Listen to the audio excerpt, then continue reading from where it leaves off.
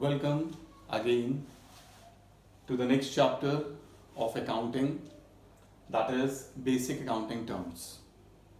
Now firstly we have to understand that what is basic accounting terms. Basic accounting terms means in order to understand accounting, some terms or terminology you have to understand in order to understand the subject. Right? Suppose I am speaking in English. You all are understanding what I am speaking. How this is possible? Why you are understanding? Because we both are aware with the language, with the vocabulary. Clear? So, in order to understand any subject, it is very important to understand the vocabulary, the key terms of that particular subject. Right? So that's why it is very necessary to understand the basic accounting terms. So in this class, we are going to cover some of the terms one by one. Clear? So let's start. The very first, that is business transaction. As the name indicates, business transaction. We all know that we are doing the business. Now, what we are doing in the business, हम किसी से goods purchase करेंगे, किसी को हम goods sale करेंगे, हम कुछ मैन्युफैक्चरिंग करेंगे, हम कुछ एम्प्लॉयज को रखेंगे. That means a transaction between two parties. Now this transaction is of a financial nature. We already understood that if we are in a position to measure that in monetary terms, then only we are going to consider it as a business transaction, right? तो हम business transaction में क्या बोल सकते हैं कि जो transaction है, जो भी activity business में हो रही है, उस activity को अगर वो business से related है और हम उसे measure कर सकते हैं monetary terms में, तो वो हमारे लिए हमारा business transaction कहलाएगा. ठीक है? अब देखो जरा इसके आगे क्या लिखा हुआ है, कैश एंड क्रेडिट. इसका मतलब हुआ नगद या फिर उधार. मतलब we all knows that in business both the transactions are possible, either of cash और ऑफ क्रेडिट. कैश का ट्रांजैक्शन मतलब हमने किसी से गुड्स परचेज किया तो हमने उसे कैश पेमेंट दे दिया, किसी ने हमसे गुड्स परचेज किया उसने हमें कैश पेमेंट दे दिया, दैट इज कैश ट्रांजैक्शन. ठीक है? क्रेडिट ट्रांजैक्शन, क्रेडिट मतलब उधार. हमने किसी से गुड्स परचेज किया और हमने बोला कि हम आपको बाद में पे करेंगे, अभी हमारे पास फंड्स नहीं है. That means this is a credit transaction. हमने किसी को गुड्स सेल किया और हमने उसको बोला कि हम आपको बाद में पे करेंगे, अभी हमारे पास उतना वो नहीं है, या फिर उसने बोला कि अभी हमारे पास उतने फंड्स नहीं है. तो ये कैसा ट्रांजैक्शन है? क्रेडिट. मतलब when the money involvement is not there in the transaction, then that transaction we are considering it as a credit transaction. Got the point? So this point is clear. Business transaction. Now see the second one, account. What do you mean by account? Account means different heads. Now what do you mean by head? Account में हम क्या करते हैं, जितने भी transactions हैं उन transaction से रिलेटेड जितने भी कंटेंट हैं या फिर आइटम्स हैं, उन सभी पर्टिकुलर इंडिविजुअल को हम बोलते हैं एज अ अकाउंट. अब कैसे? हमने गुड्स परचेज किया तो हम बोलेंगे that is a purchase account. हमने गुड्स सेल किया हम बोलेंगे सेल्स अकाउंट. हमने गुड्स उधार में परचेज किया है, that means we have to pay later to that person. तो जिसको भी हम बाद में पे करेंगे that is known as creditor. तो क्रेडिटर का अकाउंट. हमने कोई एसेट खरीद लिया, मान लो मशीनरी खरीदी, तो मशीनरी का अकाउंट. हमने पेमेंट कैश में कर दिया तो कैश का अकाउंट. हमने कोई बिल्डिंग परचेज की तो बिल्डिंग का अकाउंट. मतलब थ्रू आउट द ईयर जितने भी आइटम से हम डील करेंगे अपने बिजनेस में, उन सभी को एक पर्टिकुलर हेड देंगे और जिसको हम बोलेंगे अकाउंट. होप ये पॉइंट सभी को क्लियर हो गया होगा. Now see the third point. Third point क्या है हमारा? कैपिटल. अब देखो कैपिटल क्या होता है? कैपिटल होता है वो पैसा जो ओनर अपने बिजनेस में इन्वेस्ट करता है, ठीक है? Means the amount of fund which is invested by the owner to his business, that is known as capital, ठीक है? अब इसको अलग अलग नाम है, जैसे ओनर्स फंड, ओनर का पैसा, ओनर्स फंड, ओनर्स इक्विटी। अब आप बोलोगे सर ये इक्विटी वर्ड क्या है? जनरली क्या होता है कि जो बिजनेस है ये 3 कैटेगरीज में डिवाइड होता है, ठीक है?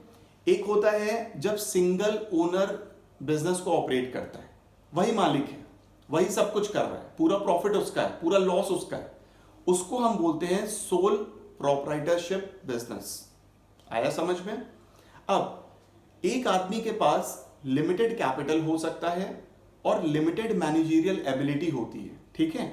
कोई आदमी किसी चीज में अच्छा होता है, कोई आदमी किसी चीज में अच्छा होता है, लेकिन हम ये नहीं कह सकते कि एक आदमी सभी चीजों में अच्छा है और वो एक्सपर्ट है सभी चीजों में, ऐसा नहीं कहते। क्लियर? तो जब हमें ज्यादा पैसों की जरूरत पड़ती है और ज्यादा लोगों की जरूरत पड़ती है तो हम एक फर्म बना लेते हैं, पार्टनर्स जिन्हें बोलते हैं, और इसको बोलते हैं पार्टनरशिप फर्म। क्लियर? अब हम बात करते हैं थर्ड, जो कि largest form of business organisation है, जिसे हम कंपनी कहते हैं, ठीक है? कंपनी में बहुत सारे शेयर होल्डर्स होते हैं, बहुत सारे ओनर्स होते हैं। कंपनी में कभी एक ओनर नहीं होता, ठीक है? जैसे सपोज रिलायंस का एग्जांपल लो, अगर आपके पास रिलायंस कंपनी के शेयर हैं तो आप कहीं ना कहीं किसी ना किसी परसेंटेज पे आप रिलायंस के ओनर हैं। क्लियर है? तो हम बोलते हैं उन्हें इक्विटी शेयर होल्डर्स, ठीक है? बस अब इसी में डिटेल में नहीं जाएंगे इसमें। तो ओनर्स इक्विटी का मतलब हुआ ओनर का पैसा। अभी बताया इक्विटी शेयर होल्डर्स मतलब वो भी ओनर है, तो ओनर का पैसा। नेटवर्थ, नेटवर्थ मतलब वो पैसा जो ओनर ने अपने बिजनेस में लगा रखा है, that is net worth. Capital clear हो गया? इन शॉर्ट बोलोगे, क्या बोलोगे? कैपिटल क्या है? वो पैसा जो ओनर अपने बिजनेस में इन्वेस्ट करता है, दैट इज कैपिटल, ठीक है? आ जाओ नेक्स्ट, ड्रॉइंग्स। अब ये बताओ, ओनर अगर बिजनेस में इन्वेस्ट करता है, ठीक है, उसका लाइवलीहुड तो बिजनेस से ही चल रहा है, तो अगर कभी उसे पैसे की जरूरत है, ठीक है, तो वो कहां से पैसा लेकर आएगा? बट ऑब्वियस सी बात है, बिजनेस से ही पैसा निकालेगा। तो ड्रॉइंग्स का मतलब ये है कि अमाउंट और गुड्स, कैश और goods taken away by the proprietor means owner for personal use. Clear है? ड्रॉइंग्स का डेफिनेशन क्लियर है? पर्सनल यूज के लिए, ठीक है? ओनर, किसी का फर्नीचर का बिजनेस है, ठीक है, उसे अगर पैसे की जरूरत है तो अपने बिजनेस से वो पैसा ले सकता है। अगर उसे फर्नीचर की जरूरत है तो फर्नीचर अपने बिजनेस से लेकर आके अपने घर पे रख दिया उसने। क्लियर? तो पैसा या फिर गुड्स, दोनों ही चीजें ओनर अगर अपने पर्सनल यूज के लिए लेकर आता है, बिजनेस यूज के लिए नहीं, अपने पर्सनल यूज के लिए अगर लेकर आता है बिजनेस से, तो वो ड्रॉइंग्स कहलाएगा। क्लियर है? सब बच्चों को क्लियर हो गए सभी पॉइंट्स? देख लो एक बार।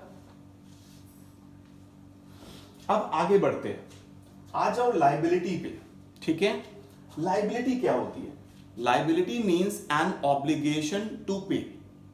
What is obligation? Obligation means a binding duty.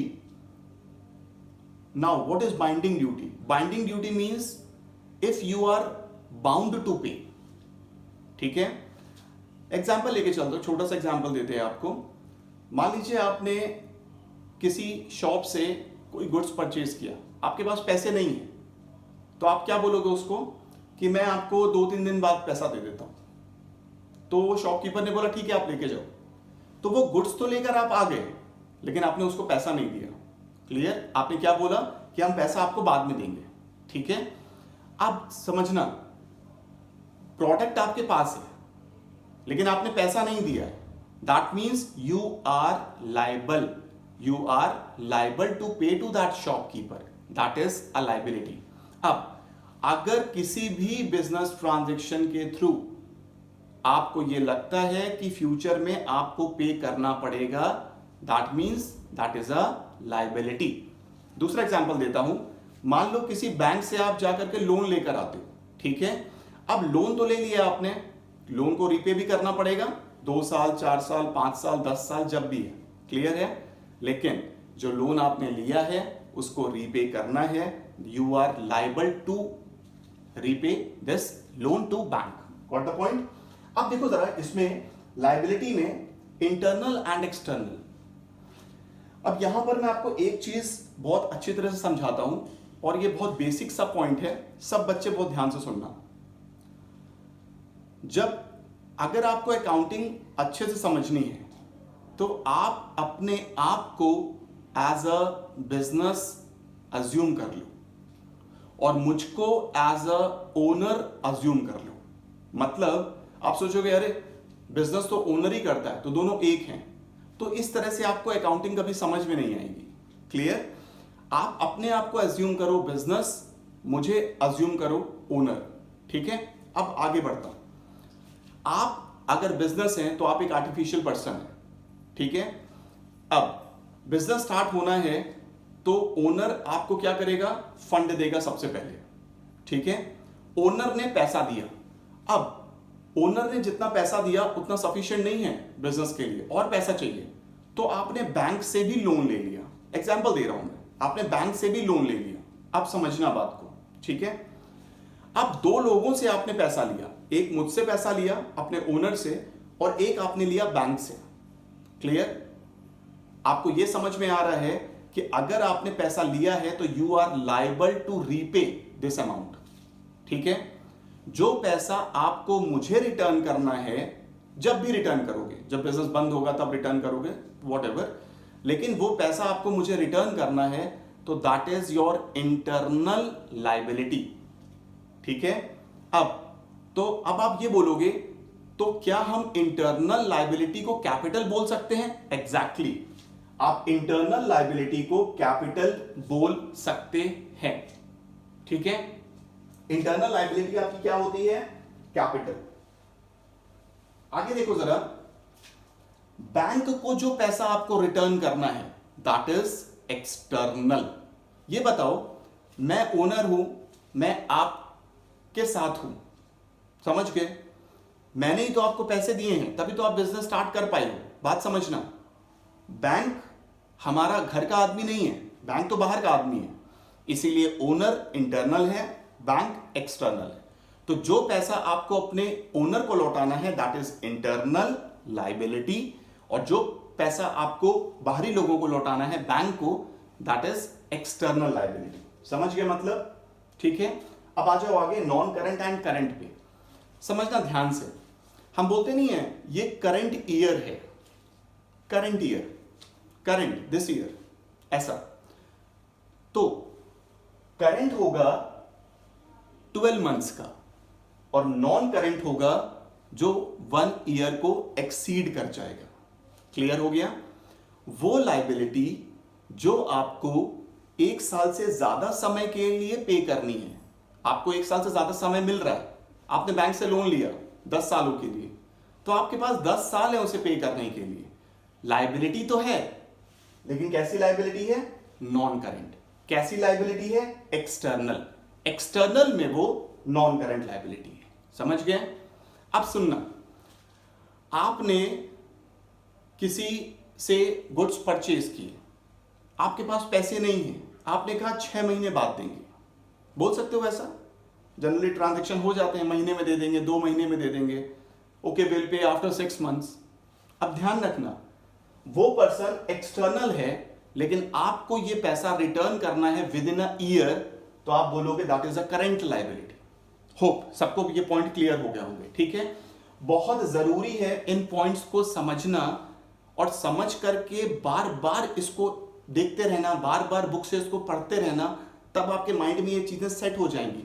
और बेसिक अकाउंटिंग टर्म्स बहुत इंपॉर्टेंट है जो आपके दिमाग में रहने चाहिए, तब आप अच्छे से अकाउंटिंग कर पाओगे, ठीक है। आगे बढ़ते हैं। एसेट्स देखो जरा, एसेट्स वो आइटम्स होते हैं जो आपको अभी भी बेनिफिट प्रोवाइड करेंगे, जो फ्यूचर में भी बेनिफिट प्रोवाइड करेंगे, वो आइटम्स जो आपको आपके बिजनेस करने के लिए हेल्पफुल होंगे, वो आइटम्स एसेट्स कहलाएंगे।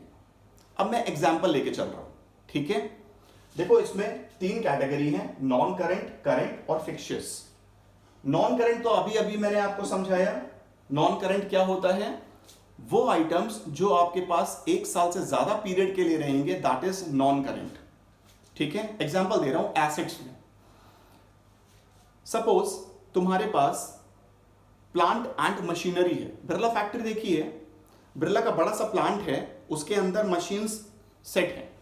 क्लियर? तो वो प्लांट एंड मशीनरी उसके लिए हमेशा यूजफुल है प्रोडक्शन करने के लिए। अगर वो नहीं होगी तो प्रोडक्शन नहीं हो पाएगा। हेल्पफुल है वो आपके लिए, क्या है? एसेट्स। अब नॉन करंट में देखो जरा,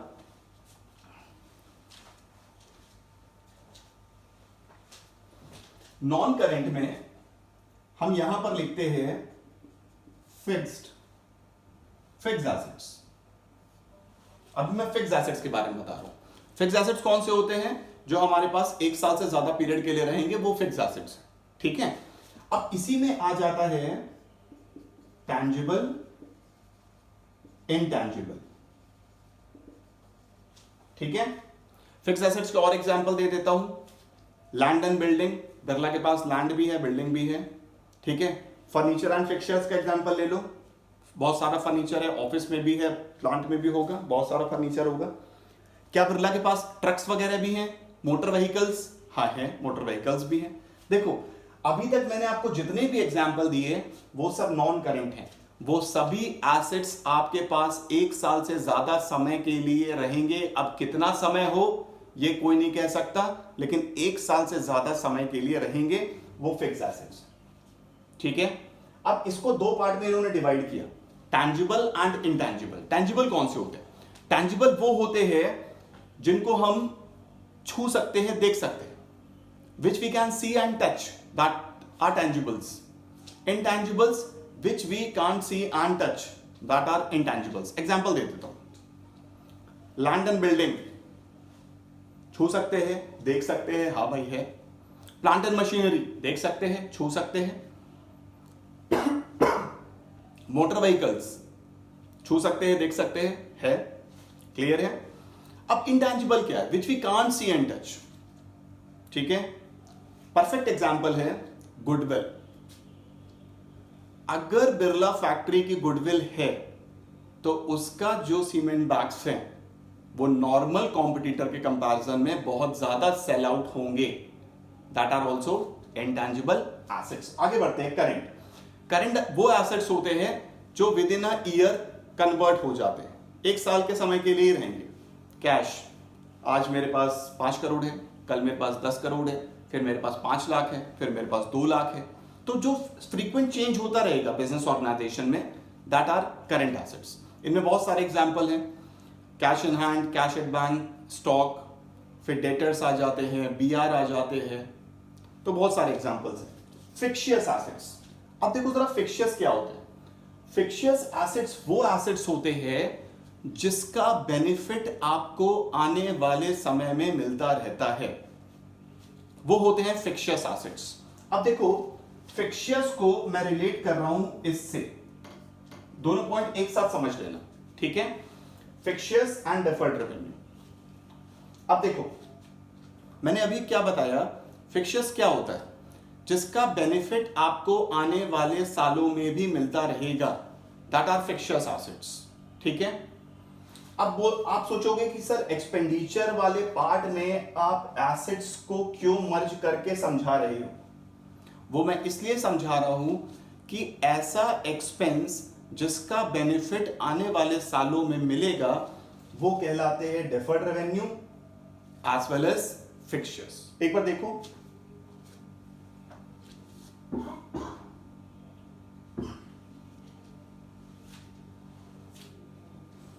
देखा आपने? क्लियर? एग्जाम्पल देता हूं, एग्जाम्पल से आपको ज्यादा समझ में आएगा। देखो जरा, सपोज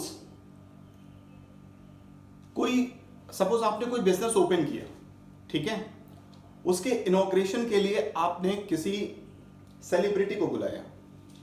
मान लेते हैं हमने विराट कोहली को बुलाया, ठीक है। अब ये बताओ, विराट कोहली अपना एक अमाउंट तो लेगा ही लेगा, यहां पर आने के लिए, ठीक।